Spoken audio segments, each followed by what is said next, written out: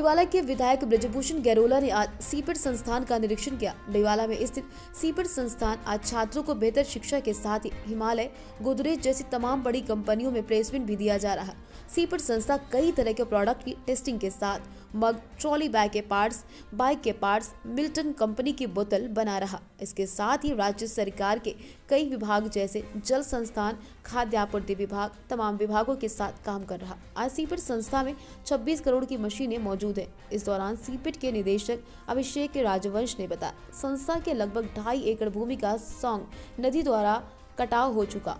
इस वजह से हमें सौंग नदी की ओर से सुरक्षा दीवार की आवश्यकता है। इसके साथ ही लगातार विद्युत आपूर्ति की भी मांग स्थानीय विधायक से की गई।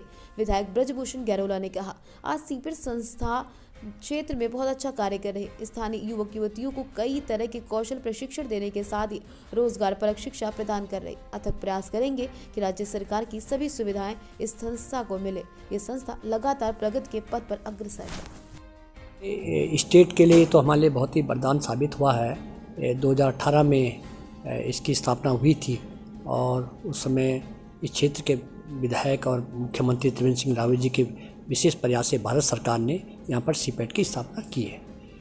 आप यहाँ पर पिछले 3 साल के अंदर हम लोग देख रहे हैं कि यहाँ के जो भी स्टेट के जो हमारे यहाँ के नौजवान जो यहाँ पे डिप्लोमा कर रहे हैं उनको काफ़ी रोज़गार यहाँ पर मिला है। लगभग 190 बच्चों ने यहाँ पर विभिन्न क्षेत्रों में रोज़गार पाया है। साथ में इस इंस्टीट्यूट के द्वारा यहाँ पर कौशल विकास का भी यहाँ पर किया जा रहा है और यहाँ पर जैसे डायरेक्टर साहब ने काफ़ी जानकारियाँ हमको दी हैं। 250 से अधिक कौशल विकास जो 10वीं पास बच्चे थे उन लोगों ने यहाँ पर अपना रोज़गार पाया है। सीपेट संस्थान भारत सरकार का संस्थान है जिसको राज्य सरकार के सहयोग से डोईवाला में स्थापित किया गया है। विभिन्न प्रकार की तकनीकी सेवाएं हम लोग इंडस्ट्रीज़ को भी प्रदान कर रहे हैं, डिप्लोमा कार्यक्रम भी प्रदान कर रहे हैं। आज हमारे माननीय विधायक महोदय डोईवाला श्री ब्रजभूषण गैरोला जी ने भी संस्थान में विजिट किया है और उन्होंने सब चीज़ों को हमारे यहाँ पर देखा है। विभिन्न मशीनों के ऊपर जो हम बच्चों को प्रशिक्षण दे रहे हैं और साथ ही साथ हम तकनीकी सेवाएँ दे रहे हैं, तो ये बच्चों को कौशल विकास करने में, उनको रोज़गार परक शिक्षा देने के लिए प्रैक्टिकल के साथ उनको शिक्षा आने में उनको मदद मिलता है। इन मशीनों के संचालन के साथ साथ उनको सीखने को भी मिलता है जो मशीनें उन्हें इंडस्ट्री में चलानी है।